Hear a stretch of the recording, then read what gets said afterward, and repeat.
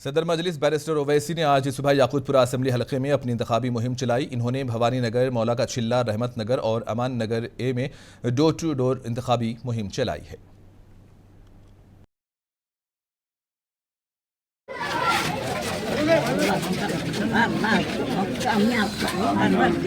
आपका 13 मई को पहला वोट पड़ना।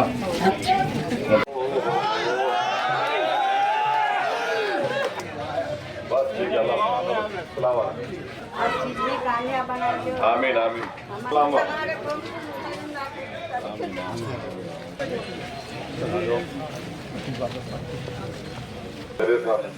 ख्याल रखिए, दुआ फरमाइए भाई, सबको वोट डलाइए, बस की बात। आप वोट डाल दो, सब बढ़िया चलता। 13 मई को मजलिस कोर्ट देकर निशान रखिए भाई। 13 मई को मजलिस कोर्ट देकर कामयाब करिए, पतंग का निशान।